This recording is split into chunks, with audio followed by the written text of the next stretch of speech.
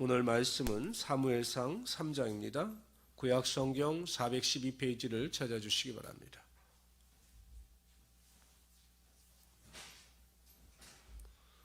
구약성경 412페이지 사무엘상 3장 말씀이 되겠습니다. 우리 먼저 1절서부터 18절까지 우리 한 절씩 교독합니다. 아이 사무엘이 엘리 앞에서 여호와를 섬길 때에는 여호와의 말씀이 희귀하여 이상이 흔히 보이지 않았더라.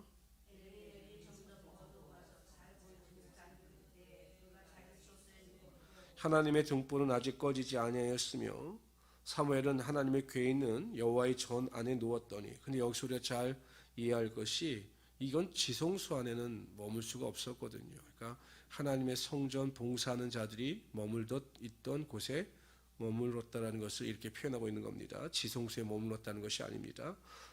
4절 읽어주세요.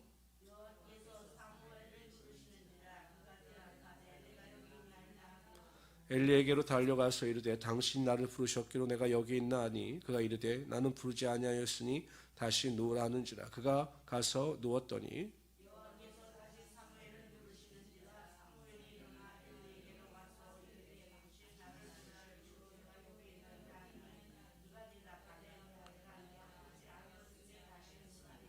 사무엘이 아직 여호와를 알지 못하고 여호와의 말씀도 아직 그에게 나타나지 아니한 때라.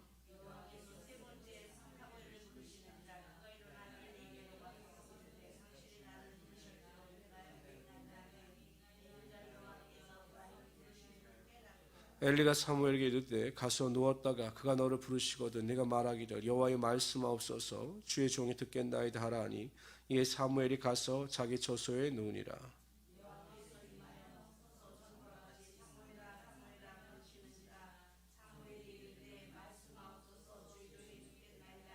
여호와께서 사무엘에게 이르시되 보라 내가 이스라엘 중에 한 일을 행하리니 그것을 듣는 자마다 두 귀가 울리리라.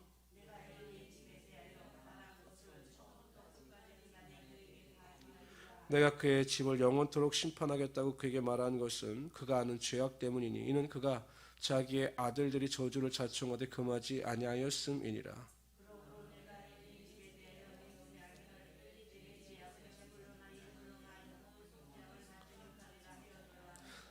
사무엘이 아침까지 누웠다가 여호와의 집의 문을 열었으나 그 이상을 엘리에게 알게 하기를 두려워하더니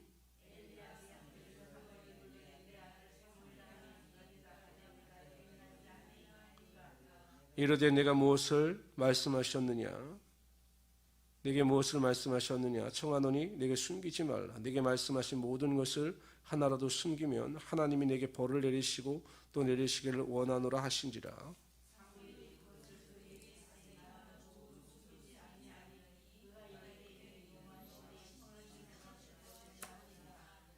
1절에 보면 하나님의 말씀이 희귀하여 이상이 보이지 않았다라고 기록하고 있습니다.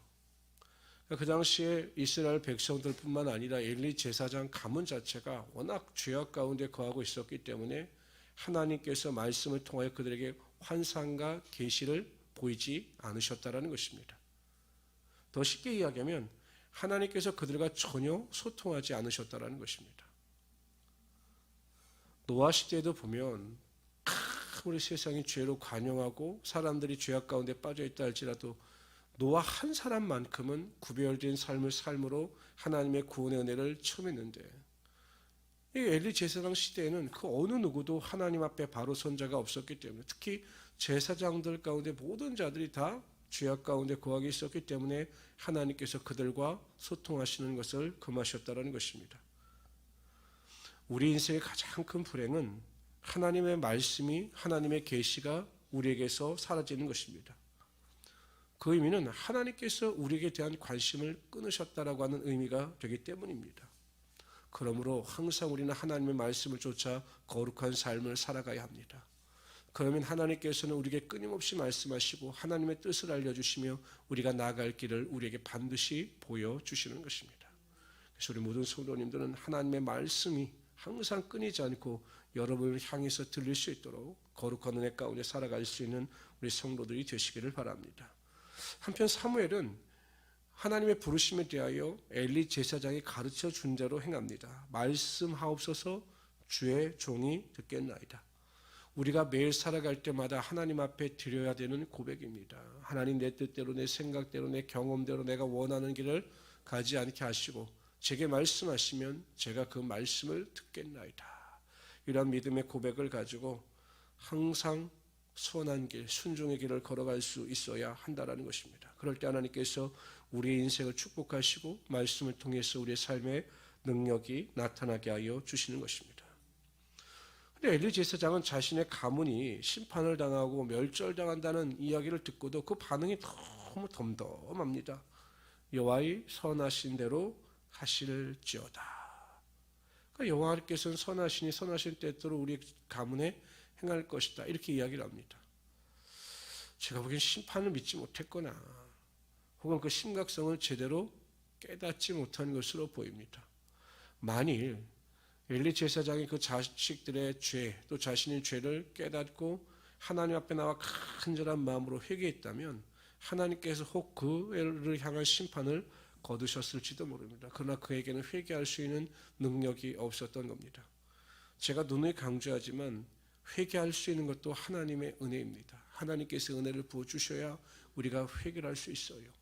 너무 하나님의 은혜로부터 멀어지게 되면 아무리 죄악의 구렁텅이에 살아간다 할지라도 우리에겐 회개할 수 있는 능력이 없이 살아가게 되는 것입니다. 그래서 항상 여러분들 죄를 짓거든 깨닫는 성령의 능력을 통해서 회개하셔서 또 하나님과의 관계를 회복하시고 되도록이면 죄로부터 멀리하셔서 하나님과 동행하는 삶을 살아갈 수 있는 우리 성도들이 되시기를 주님의 이름으로 축원합니다. 우리 사무엘상 3장 19절부터 21절까지 우리 한 목소리로 다 같이 읽읍시다. 읽습니다. 사무엘이 자라매 여호와께서 그와 함께 계셔서 그의 말이 하나도 땅에 떨어지지 않게 하시니 단에서부터 부엘세바까지의 온 이스라엘이 사무엘은 여호와의 선지자로 세우심을 입은 줄로 알았더라. 여호와께서 실로에서 다시 나타나시되 여호와께서 실로에서 여호와의 말씀으로 사무엘에게 자기를 나타내시니라. 아멘. 하나님께서 사무엘을 택하셔서 선지자로 세우셨습니다. 그래서 그의 말이 하나도 땅에 떨어지지 않게 하셨다. 이 말은 그가 선포한 모든 말이 다 이루어졌다. 예언이 성취되었다. 이러한 의미입니다. 하나님께서 그와 함께 하시니 또한 하나님께서 그에게 능력을 부어주시니 하나님의 권세와 하나님의 능력이 그를 통하여 나타나게 되었다는 것입니다. 그랬더니 여러분, 오랫동안 나타나지 않았던 하나님의 말씀이 하나님의 계시와 환상이 사무엘을 통하여 나타나게 되었습니다. 한 사람이 중요한 겁니다. 여러분, 사무엘 한 사람이 하나님 앞에 바로 서고 하나님께 택한 자가 되니 그를 통해서 이스라엘 민족이 살아나는 기적의 역사가 나타나고 있는 것입니다. 가정에서도 나 하나가 중요하고 직장에서도 나 하나가 중요하고 교회에서도 나 하나가 중요한 것입니다. 내가 먼저 변화되고 내가 먼저 하나님께 바로 서게 되면 나를 통해서 모든 질서가 다시 새로워지게 되고 또한 하나님의 영광이 나를 통해서 흘러 넘치게 되는 것입니다. 보면 여러분 라합 한 사람이 바로 서니 온 가족이 다 구원받지 않습니까? 그러니까 그러한 은혜와 능력이 여러분 삶 가운데 흘러 넘칠 수 있도록 매일 깨어서 기도하시고 하나님의 영광을 드러내시는 우리 성도들이 되시기를 주님의 이름으로 축원합니다.